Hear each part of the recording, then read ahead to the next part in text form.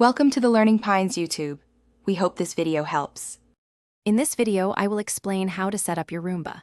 First, carefully unbox your new robot and remove all protective packaging. Find a suitable spot for the home base charging station, ensuring it has at least 1.5 feet of clear space on both sides. Plug the home base into a wall outlet. Then, place your Roomba onto the home base to charge for a full 3 hours before its initial cleaning mission. This ensures it has enough power for its first adventure.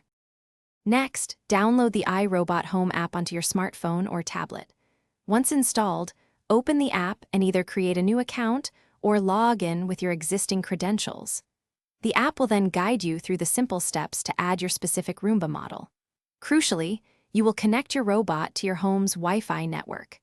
Please ensure your Wi-Fi operates on the 2.4 GHz band for the most reliable connection. With your Roomba fully charged and connected, it's time for its first cleaning mission. Simply press the large Clean button on the robot itself or initiate a clean through the iRobot Home app.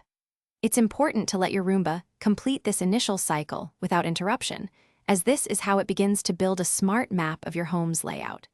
Remember to clear any small obstacles or loose cords beforehand for the best results.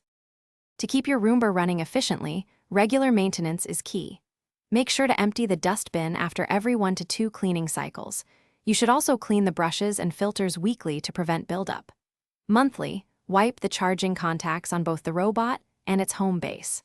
For optimal performance, replace the filter every 2 months and the brushes every 6 to 12 months. These simple steps ensure your Roomba continues to clean effectively. Thanks for watching. Consider subscribing if we helped you.